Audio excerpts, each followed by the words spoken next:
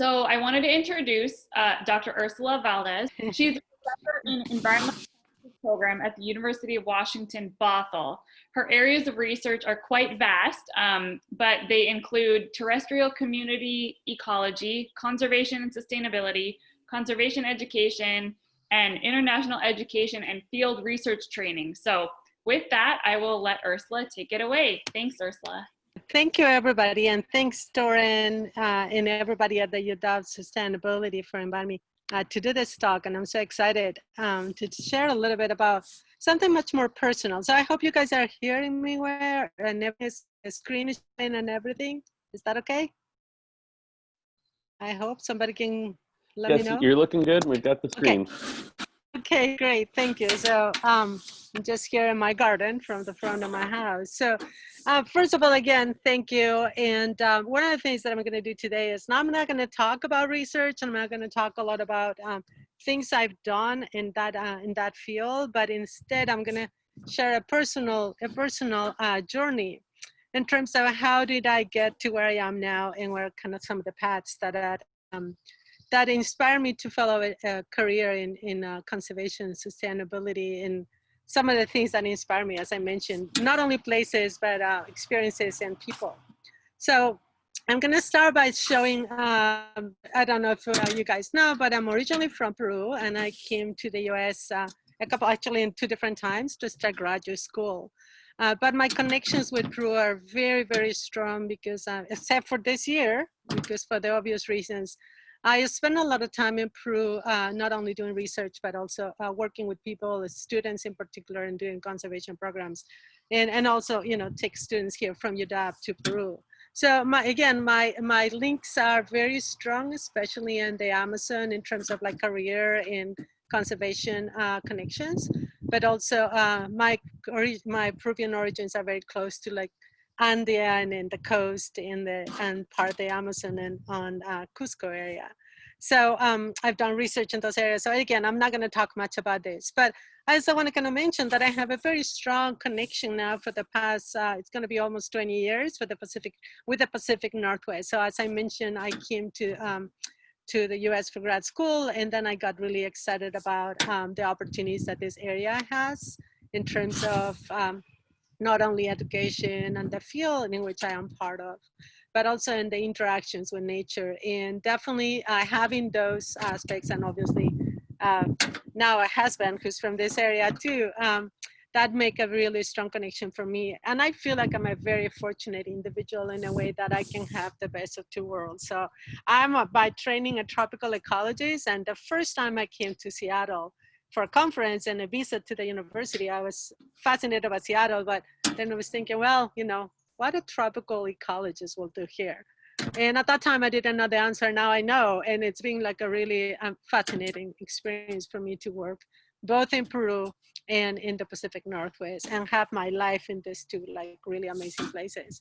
So again, I'm going to start by saying, so a lot of this is going to be a lot of personal stories, and I hope that you guys enjoy it, and much more take it just as an example, not as I'm trying to kind of show, oh, this is how I am or anything. But in any case, so I think that I want to start my story by talking about myself as a kid. I was, again, a very fortunate kid who had the opportunity to do a lot of things outdoors, thanks to my parents who were very adventurous, and in particular my father, who's originally from a region in Cusco in Peru that is much more closer to the Amazon. And he got us and he and my family in general got us in like really great adventures since we were kids. We grew up in cities. We were always in, associated to cities, but we have the opportunity to visit a lot of places and just fantastic landscapes and opportunities. So just a little bit to give you a sense in here, this is in the Abra de Malaga, one of the places that goes from Cusco over to the mountains in the Andes in southeast Peru. And it goes down into a valley, which is the La Convención in Quillabamba, which is where my family on my dad's side is originally from. And you could go over the high altitude, going from over these high mountains full of glaciers. This picture is about 4 years ago, the one that I have here with my mom, my dad, and my 2 siblings, and there was another sibling in my mom's wound at that time. And it is incredible that 40 years later, I've been there a couple of times in the recent years, and it doesn't look like all of that, right? So this is on the river. It's actually the the Urbamba River, also in Guiabamba, with one of my youngest brothers, and we love to go swimming and fishing, and that's how I learn a lot of things like that. This is another of my great memories with my cousins in a lake, and a high Andean lake, when we were visiting, and we were actually, this is a memory that it stuck with me. So I was like probably 4 years, 5 years. This is me and my cousins, and my parents had cut it in the head. And we were picking up, like looking at frogs, and there were these tiny little frogs that for some reason that memory stayed with me for so many years. And it was the fascination that we could touch them and see them, and there were tons of them, and it was just like this kind of curiosity. And I was so like happy. For a long time, people didn't remember this. My siblings wouldn't know because they were much little. But unfortunately, one of my cousins remember, and he actually had a picture, so he sent it to me. And this is my dad with my youngest brother, also in one of the rivers in the area, and just kind of showing a picture, birds. And just, some of these memories have a great impact on me, because I think like I grew up with the kind of environment, and that was just fascinating and fantastic. And again, very fortunate. So I think that is a very common path for a lot of people. And I have pictures here of 3 people that I know that have followed similar things, is that curiosity and fascination for living systems in general, even if it's frogs, if it's like mountains, if it's, birds, if it's the river and the fish, or the insects. So in this case, this is one of my students, Amara, who's very interested in learning about mammals. And this is a colleague, Javier, who's fascinated, and he's like a kid. He's like, he's an instructor and all. He's like a kid looking at insects, and she's always like looking. And this is Riley, like fascinated by this fungus in Peru. So this curiosity and fascination, obviously, for nature, it carries along. And I feel that it's so important that you have had that experiences along your life to get exposed to these things. It's going to get you into a biology career. Especially if you are interested in ecology, as I mentioned before, is that it's going to give you an opportunity to learn many more things. So that was kind of the path for me when I went to school. And I went to schools that both in Peru and in the US, that gave me the opportunity of an incredibly vast amount of knowledge to absorb. So obviously, also, I'm very fortunate to be from Peru. One of the places that, because of the ocean, the Pacific Ocean, the currents that are in there, the mountains, the rainforest, the Amazonian rainforest, it has like an incredible amount of like variability and different kind of habitats and environments and all, that it provides the opportunity for like thousands of species to live in there. So it was easy to get fascinated by species in places that I started to visit right when I started my degree as a biologist. So these are, by the way, most of these pictures I've taken myself, and in the cases that I haven't, they're gonna have a credit. So this is stuff that I've seen, and that's one of the things that I wanted to emphasize, is that because it changed your life. When you see this, when you're able to look, or like even sometimes touch some of this species, and this is just a tiny example of all the different things that over the years I've been able to see as a student, and later as a researcher, and later as an instructor, that I've been able to work and see, and just being amazed by the incredible variety of things. Obviously, once you start learning more about ecology and interactions, that's something that has been really incredible for me to learn about, through like experiences in the field, learn about the interactions. So the evolutionary adaptation, so different groups of animals. I'm very biased to birds, I have to say, and everybody who knows me in person knows that that's not an understatement. I'm just crazy about them. But over the years, I also have developed a fascination for like a lot of other organisms that are associated to birds. And then obviously, once you start learning one thing and another, then it's just in an ecosystem and places in nature, everything is connected. So even if this may sound like a cliche, this is a reality. And you can just not, if you're learning about birds, you cannot just not learning about plants and learning about insects and things, and all the different varieties and in different ecosystems. So one of the things that I got much more fascinated while working in my degrees was working with forest raptors, in particular rare, rare birds of prey that have given me a lot of pain in certain ways because it's been hard to study them, but at the same time, again, a unique opportunity to be able to discover, to be curious about things, a lot of things that they were known, a lot of things that were unknown, and probably that was very challenging, but at the same time, very inspiring, and also an incredible opportunity for me to be able to be in wild places and discover things by myself after I learned a lot of things.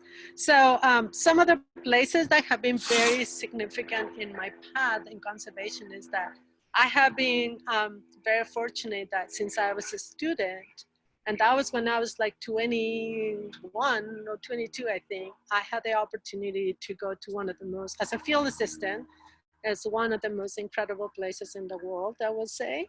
I'm lucky that I know several places in the world, and I love many places, but Manu has an incredibly special place in my heart and in my life.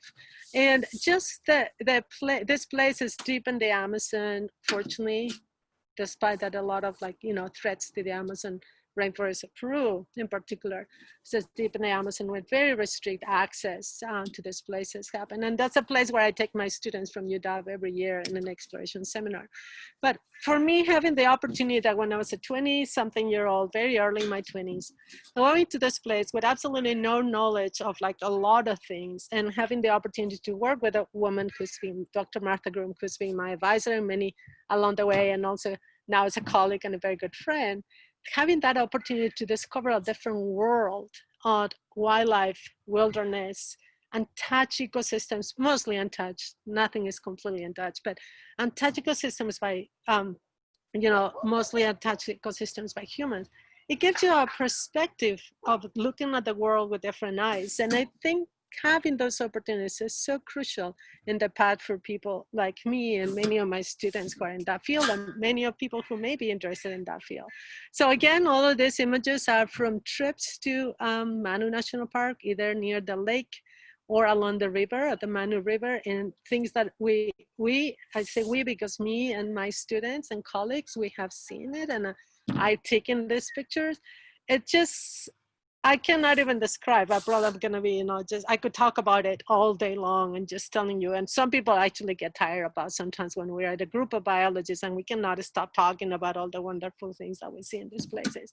But at the same time, it gives you again that perspective that there are places in this world in which ecosystems and species and just how everything works has been, like that for centuries and millennia, and there's just incredible laboratories for evolution, for natural experiments that happen in there all the time, and just places where you can just observe nature and feel part of it, right? And that was one of the things that it definitely changed my life. I actually have to say that when I knew that I was going to be a biologist, I knew always that I want to be a biologist, but I was kind of a little more inclined to doing much more things associated to cellular biology or molecular biology. It's something that will apply to medicine.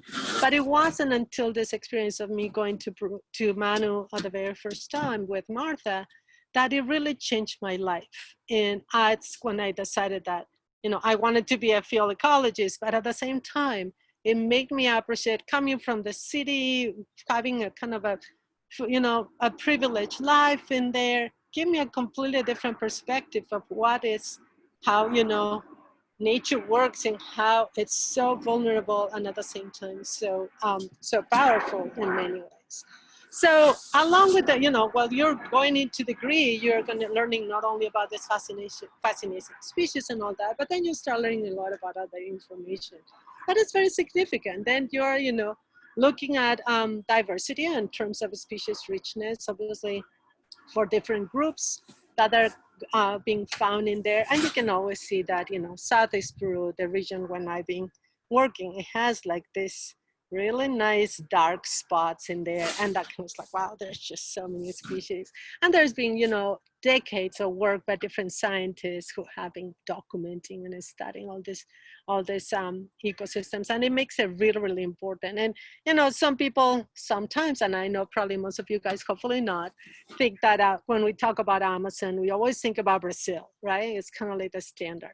But now more and more people know that actually the Amazonia, the whole basin on the Amazonian rainforest is, and I don't know if I can show you, it's a huge basin that incorporates not just Brazil, but many more countries and rivers and tributaries and ecosystems. And I have to, you know, I'm Peruvian, I always need to brag a little bit.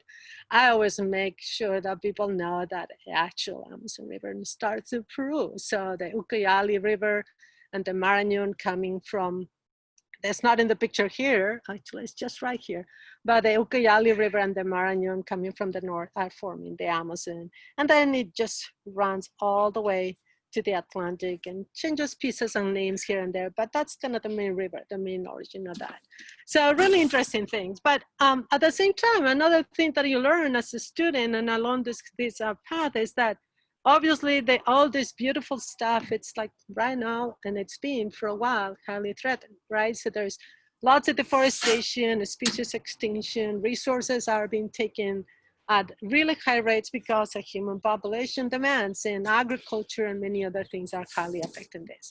So there's lots of data about it right now, and over the decades, and like right now we have been getting more reports. So this is reports from MAPS, Monitoring Endless to Amazon program, that is constantly using a lot of satellite images and then putting information to show what are the trends. And you can see that Amazon forest, and this is in general, some of this I'm going to show you, there's some like a little bit of regional, but in general, some general things and some for Brazil. And this is data actually from the Institute, it's the Brazilian Institute of Research. So the point is that there is a lot of changes, and if you can see losses of forest, this is like hectares of forest that has been lost over the time in different countries that are represented in different colors here. And it shows that definitely, well, Brazil is the most affected, but definitely there has been an increase it's a trend of an increase in that. And unfortunately, when it comes to South America, and for a long time, Brazil has been kind of at the model of development. Now they're going through like a really interesting crisis. I will leave it in there. But it's being a model for development. And so then some of the countries have been trying to emulate that kind of some of the policies in there. So one of the things that we learned also is that deforestation has been highly driven by the culture of soy. And most of that soy is for actually to produce animal food. And then also another reason is that cattle production has increased in both all along the year. So both soy and cattle have been increasing. That's been the trend in there, right? So other thing that you can look in terms of Peruvian Amazon, we see something that is increasingly, very concerning, because that has grown. I mean, even that there have been some dips here and there, but the trend is that been growing, and in recent years it's increasing a little bit more. One of the report of this that is showing some data attributes this loss to mostly palm oil in the north of Peru, and then actually coffee and cacao, chocolate in some of the regions along the Amazon. And then something that it probably is not represented in here, but gold mining in Southeast Peru and Madre de Dios, the region that I'm very close to, has been another other problems with deforestation. So that is one of the things that I wanted to emphasize, is that Madre de Dios, this region in Southeast Peru where I work, has been highly affected by illegal gold mining. So this is just it's a picture for reference, but this is how in general habitats that are not destructed in this region will look. This is the river, the Manu River actually, and then just meandering along the course. And this is actually in the Madre de Dios River. And this used to be rainforest. And this looks like a completely, devoid of life. And this has been like the result of high modification of habitat and removal of materials and soils for exploiting oil, gold. And this has changed, and in particular in Madre de Dios, you can see like in just, I mean, less than 10 years in this area. This is an Inambari River in the Madre de Dios region, with like a small operations of gold mining. By 2011, there was like a really, really great, Inambari and Madre de Dios River, like really great increase on, it's mostly illegal operations. So that causes also removal of materials and just affecting habitats, affecting wildlife, also causes a lot of dramatic landscape changes that have been monitored over these years. So there is, I'm not going to talk about gold mining more in this, because I hope you guys are curious and try to find out more. But all I'm going to say is that gold mining is an incredible, illegal gold mining is an incredible destructive activity in Madre de Dios, but it's a very controversial issue because it's not only an environmental problem, it's a socioeconomical problem. People in the area need resources. Their economy is very reduced, and the risks sometimes are not, you know, like it's gold made by mercury. They're going to degrade habitat, but they can get a little money, and that's a money, even that is a small amount daily, but it's a sustainable for them, right? I mean, sustainable in terms of consistent source of money.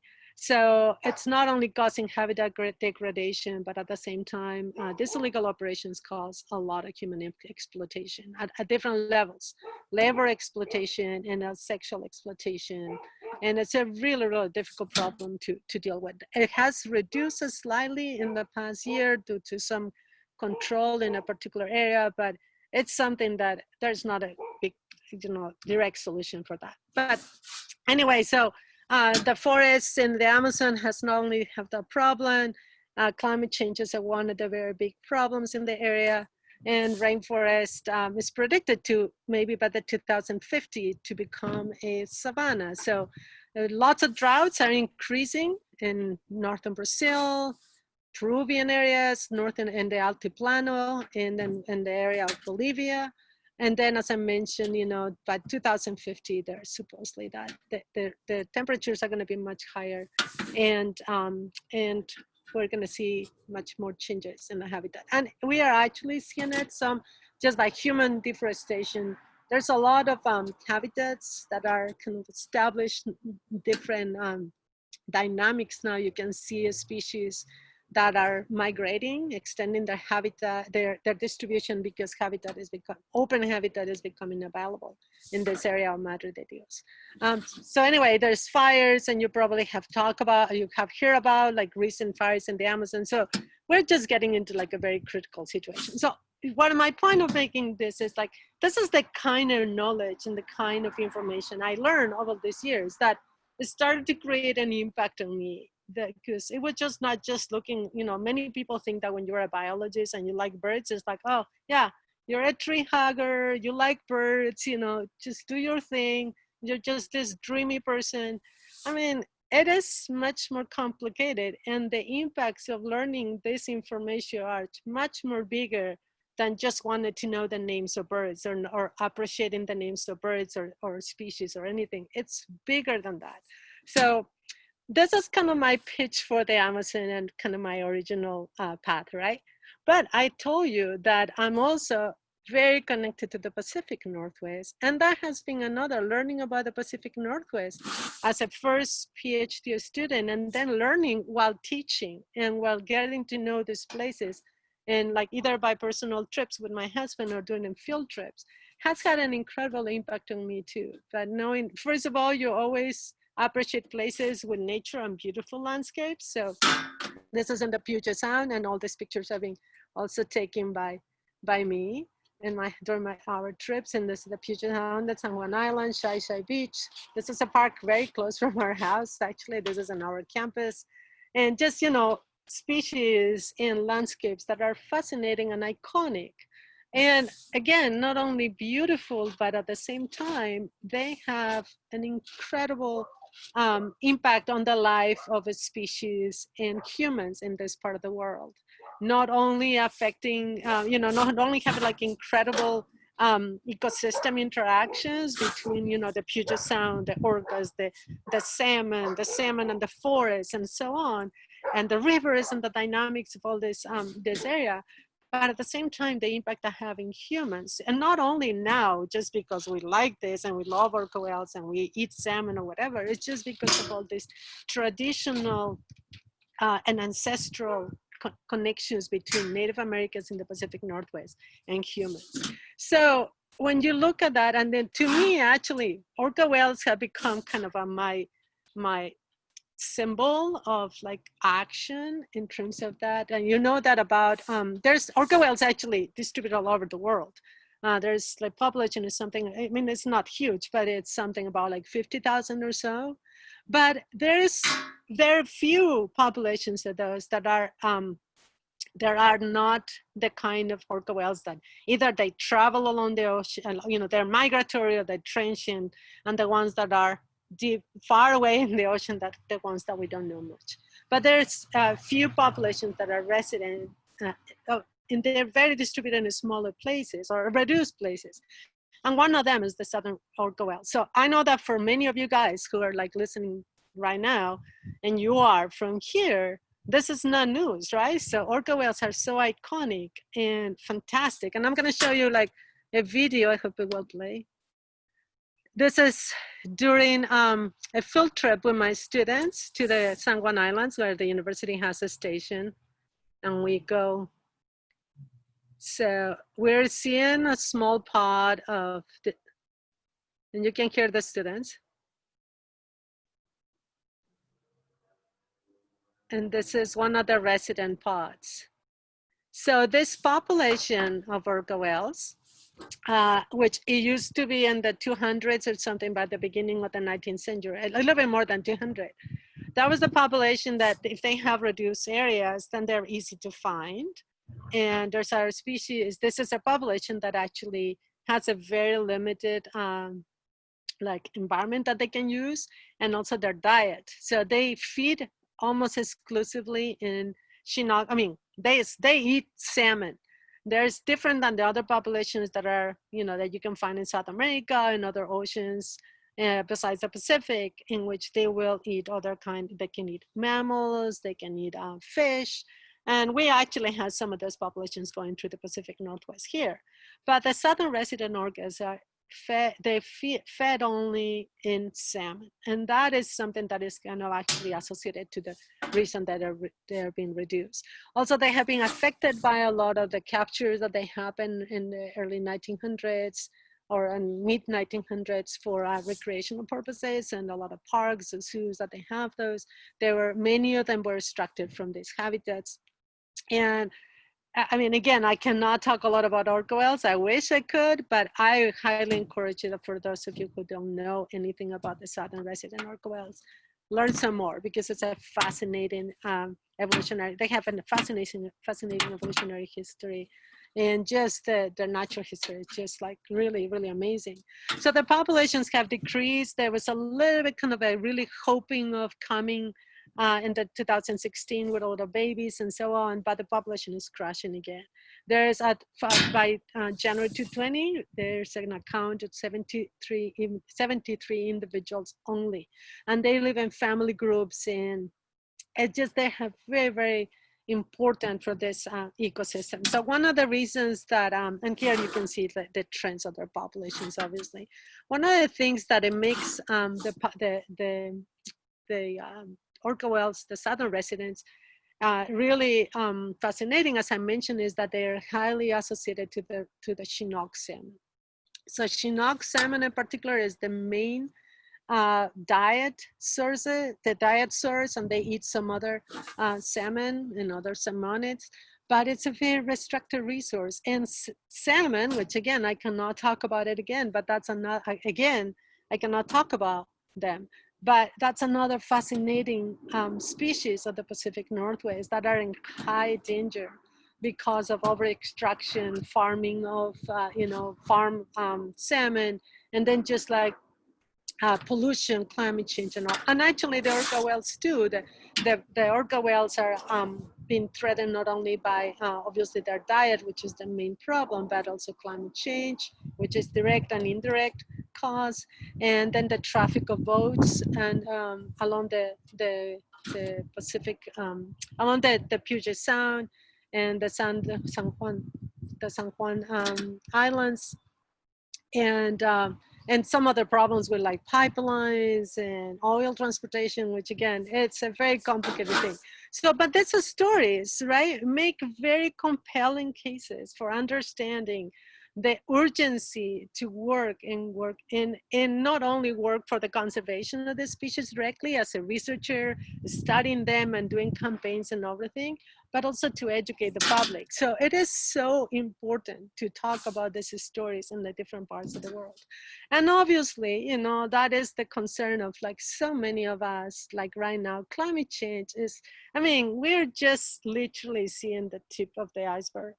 I'm not a climate change expert. My husband is a climate scientist, and I know many people who are doing research on this, and the situation is just like really critical. So these are pictures that I haven't taken, but they're from other sources that I credited in here. This is in Patagonia, a place that we were, this is in Chile, actually, Argentina, or the Chilean Patagonia, and they just see how glaciers all around the world are just changing drastically and disappearing much faster. This is Pastoruria in Peru, and a sequence of different years, and how this is one of in the areas where the highest mountains of the Andes are in Peru.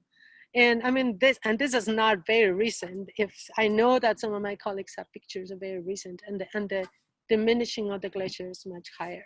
And this is in the Andes, right, from South America. Then the Pacific Northwest is just like losing a lot of ice, and it's just unavoidable. I mean, we cannot deny it, that, right? And that is just one of the things that makes it so important to talk, to teach about it, and to do something. And that's what I mean, is that once you learn not only about the beauty of the world, the diversities, the systems, you learn about the urgency of these problems, and you actually learn that humans are the main drivers of this crisis, right? So we are been talking about now about the 6th major extinction event in which like tons of species are being lost.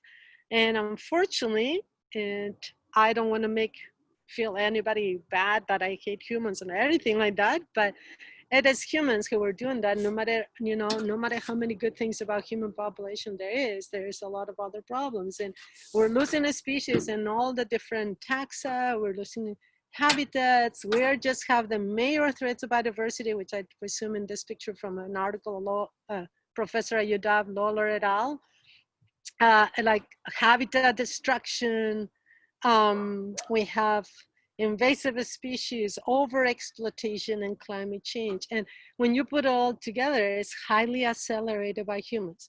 We are not the only culprits. There are natural causes too, but we are a main driver as a society, as a species, of a lot of the crises that we're living in here. So I guess that at this point, you're feeling probably overwhelmed, and you're not expecting that I was going to depress you and then kind of make you feel like, oh my God, we're losing the hope already. But actually, that's how many of us feel, right? When we learn all about those things. But that is the part of the knowledge that you're just learning, assuming. And it's once you know, you cannot just say, oh, okay, well, that's how life is, you know. Yeah, we all go extinct. The species kept going extinct. That's fine. The world's going to recover. Fine, that's true. You know, we all going to die. I mean, yeah, you know.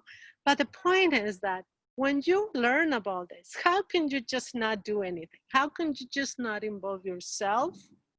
And not besides, you know, the usual things, but in particular, how can you not just do something on your own that it can actually, at least you can attempt. You're never going to solve the problems alone, but at least you can attempt to make a little contribution.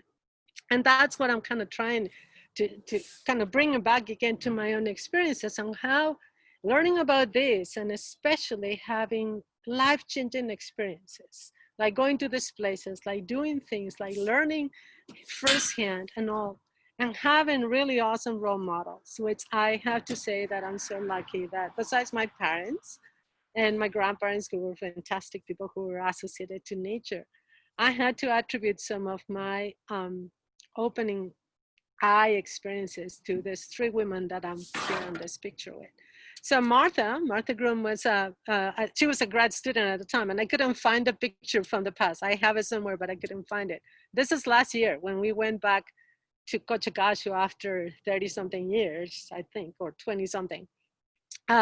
Martha took me to Cochagashu for the first time. I was a very young student. She was a master's student, and we went there together. And I discovered a completely different world. Then I came back and I met Mercedes Foster, an ornithologist and researcher, and an incredibly inspiring woman who not only taught us a lot of things, but also pushed me and my partner in crime, who we're going to talk about in a moment, to discover, to not just listening or to just not absorb what we could do absorb what we can learn from other people, but to think and to find ways to develop our own ideas to make a difference. And I have to say that Fiona Wilkinson, that's a friend this picture's, I think, 97, yes. So a long time ago, that's the time that I met her in 95. And she really brought kind of a very similar background, family background with her. And she brought to my eyes and to my life, a different way to look at life, in which, like, who cares if you're different? Try to do something. And let's try to be, even if you're a rebel at the beginning, then just like act on something. And that was more than 20 years ago. So since then, I have been inspired by this women and many more people who can come along my life and my family and all, to just kind of take a real action. What do you do with all this knowledge, all this like privilege that you have to learn in the most amazing places? You cannot just kind of just feel sad and depressed and do something, maybe contribute here and there. You have to take an action. So I also start learning. Once I start doing grad school and then I start teaching, I also got very interested in like, what are the ways in which humans are contributed? So I started learning about it. And again, one of the things that I want to kind of bring out of this talk today, and I hope, I want to see if somebody can check me on the time if I'm going too long. I don't have a lot much, but just kind of an important thing to keep in mind. So one thing that is important, a message that I would like to give today is that I'm giving you a lot of information, right? Some of this information, I make a lot of effort to find it. And the sources, I research it, right? And I learned this over the years too. But just don't take it from direct, you hear something, make an effort to try to find out more and try to go deeper in like what the actual science is, and then just corroborate or clarify your doubts, right?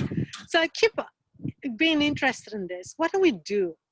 And again, I'm not going to go in a lot of technical things at this point because there is so much to do, right? When you ask someone, what can you do to save the planet?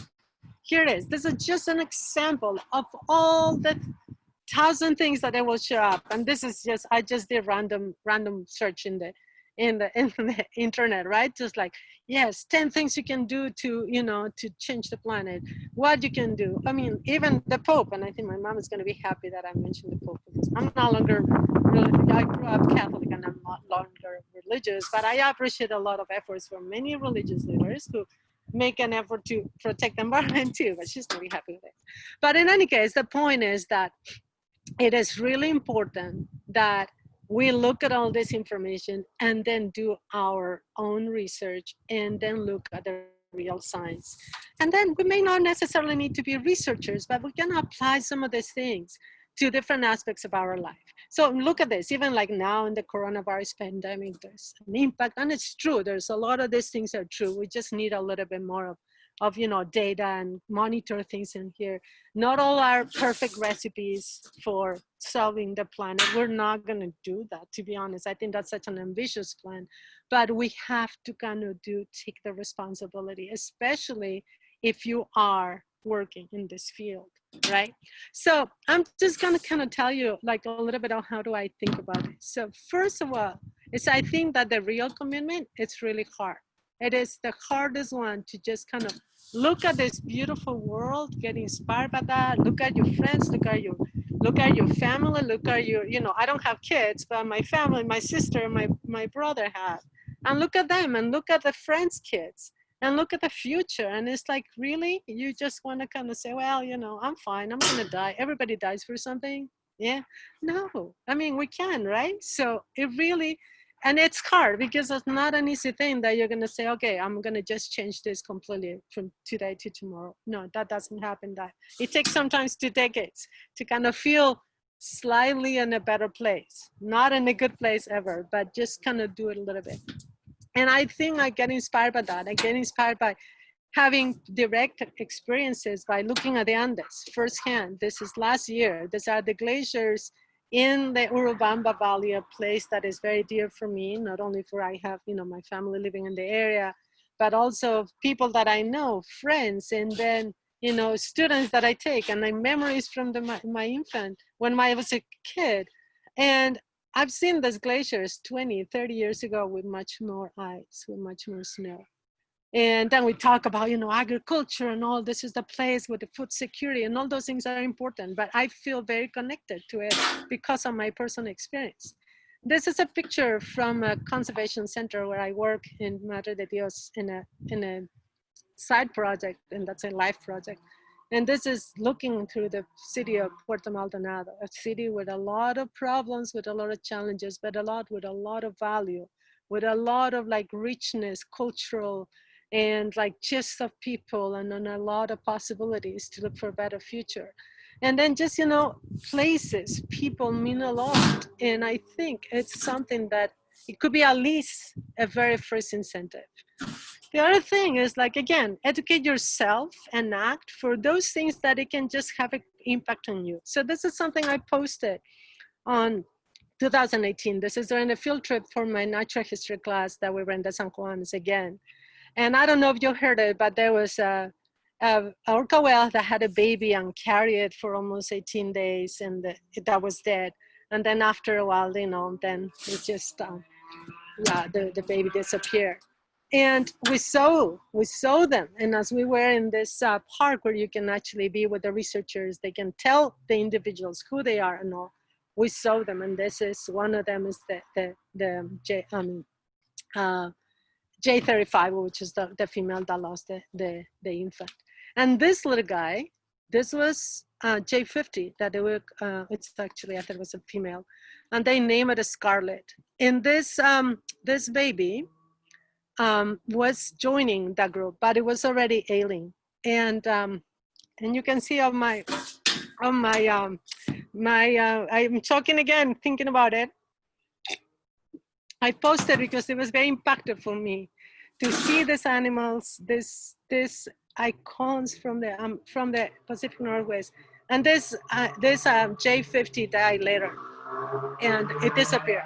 So how can we do something, right? So one of the things that my commitment to that is to definitely I work in campaigns and all those things, but I learned that they feed on salmon and Chinook salmon. So we're mostly vegetarians, my husband and I, but we have reduced the number of times that we eat fish sometimes, but king salmon, that's something that we're definitely decreasing. And I feel maybe it's nothing in the large scope, but you have to kind of make some sort of commitment to change that.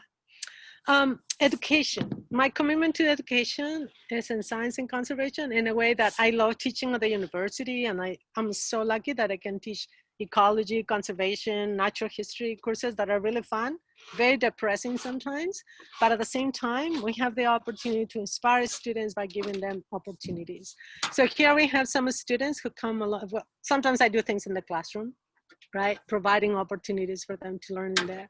But being able to take students to these places that can inspire them, and not only in Peru, actually, I show you pictures in the Pacific Northwest too, but just seeing them with a curiosity, with like learning and just being excited about, that's going to increase their opportunities for appreciation and also for later have a higher impact.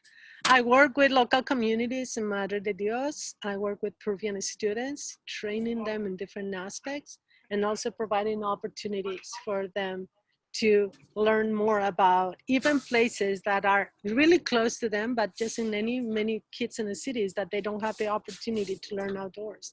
So we're working on an outdoor school. It's a project that we have with some collaborators working in Peru and training students in science and bird research and so on. But I try to make it much more personal. I try to make it embrace conservation as a personal level, at all levels. I mean, at many aspects of our lives. Like my husband, fortunately, I'm happy and very lucky. And obviously, there's a reason we're together. It's like he's also very active in this and very conscious and very committed to do.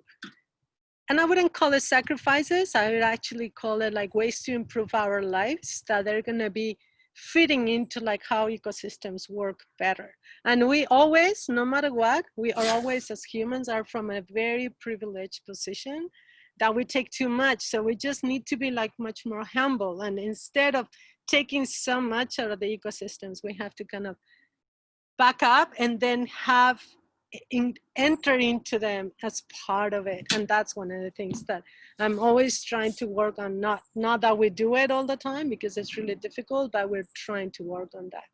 So you kind of also talk about, you know, this kind of a reduce, reuse, recycle. Actually, these are some of the many things in which like my friend Fiona has also influenced my life into it. Actually, it's more like reducing more than recycle. I always leave it to the end, like kind of like you cannot, if you have no other option, but recycle is actually the last resort. And it should be something that, I mean, you can avoid it if you are very smart about how planning everything. So I do, you know, things that I teach these things also to my students in a way that I can, you know, these are pictures from like 10 years ago and some of them, or like some others are much more recent in which we're going to be carrying our garbage, trying to reduce. And actually it works when you're carrying your bag of garbage for like almost a month, traveling in Peru, doing a course in there, or just using different things that are going to be reducing plastic, like, you know, things that actually there's now the university is moving along that, which is so great. Like when I started 2012, 2002, and then ahead, it was it was hard to fight with the system at that time. But then I tried to be educated about it. So for example, you know, this is a simple example and I'm not gonna, I've been making things at home, there's certain things I can, you know, even that I make life choices about diets and all, sometimes it's really hard to eliminate everything in your life. So, or your diet or whatever reason it is. So I don't try to like do 0, 0, 0. It's impossible. But you try to work and then use a little bit of science in this. So we make yogurt, for example. One of the reasons I like yogurt, we try to use, you know where our milk is coming, the sustainable practices from those ingredients, and the practices for the operation. But then yogurt comes in plastic, right? And so I make little analysis that I have been trying to help with my students in my classes to do, is that trying to see how much over the years you're saving or how many things you're doing. And so for example, in this one, I think it was like 56 half-gallon size milk containers that we avoid to buy in 2 years by just doing it at home. I did a little analysis of price that sometimes it helps for people to understand this. And it actually, the impact that it has in your life in terms of the diet quality and also just the satisfaction, even that it may sound so selfish, but it's also very important. And just like a little example, a lot of solutions have told you to turn your front lawn into a garden. We actually did that. So we started actually 8 years ago. The front lawn was like all grass. This is a picture of like 3 years ago, which we finally were able to kill all the grass and all. And now it's ecosystem, urban ecosystem that we have to produce food for us and provide habitat for pollinators and other kinds of wildlife. And again, this may look beautiful, or you have like, you know, this kind of a, trendy life. I mean, it really is in a way that we can embrace things, not as part of a trend of like, fashion. It's been a process for like almost like now 8 years, and it's really become productive. And I've done an analysis that, again, when I work with my students, I do an analysis of the cost, the impact of, in the diet, the number of species. I have a catalog of species on my garden.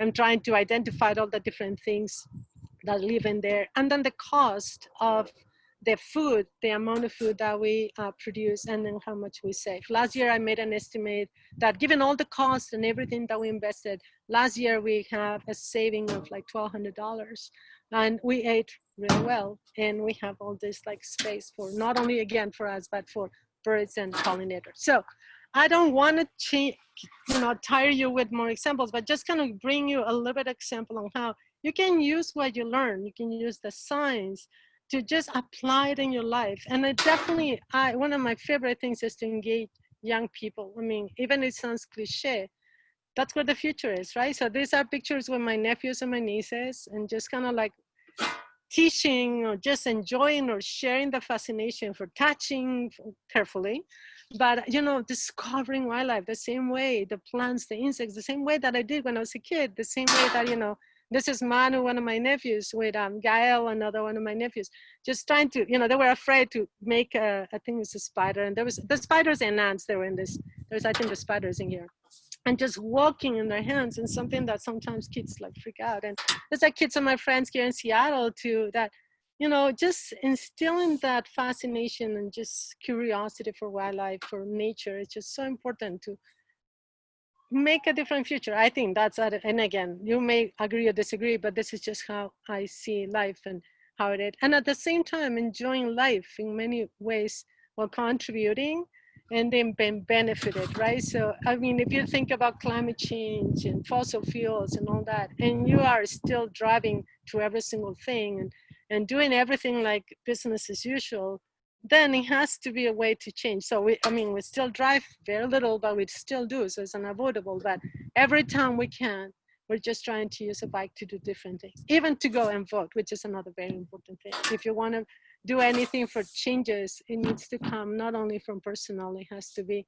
expanding the impact, but also we need, we need like governments, we need like the authorities, we need the system to like help in that. So anyway, I think with that, and then obviously my last slide is that I also have to say that even that I live in the Pacific Northwest, and I have places in Peru that my parents and my family enjoy, and we've been very privileged to all the different aspects that we have in our life. But at the same time, I could not continue in life without giving back to my own community in Peru. And I work, this is a side project, as I mentioned. It's not associated to university, but somehow it has been connected one way or another, working in conservation in the Amazon with people from all over the world, but focusing on local conservation and education of kids in particular, opening more outdoor opportunities, and in particular, trying to engage more women in science, which, as you probably know, that's very important for me too. And that's how I was trained by women and inspired by women. And I have a lot of wonderful men in my life, but I have to say that the power of women in conservation is very special. So with that, I'm gonna end. You guys, it's now your turn to make your own decisions. And I think this slide for some reason didn't get, I'm gonna do a quick thing because I wanna kind of have my last message here is that, so it's your turn. It's, I share some ideas with you. Doesn't mean that I have the truth, right? Or, hopefully, but at the same time, it's on your turn to just learn more, to investigate, to analyze, and make your own science-informed life choices, and see how can you fit into this story and protect your own life, protect the ecosystems, protect all other organisms that we share this planet with. And I think that's an obligation, a moral obligation. And with that, I'm going to end. And I don't know if I went too far away from time, but thank you so much.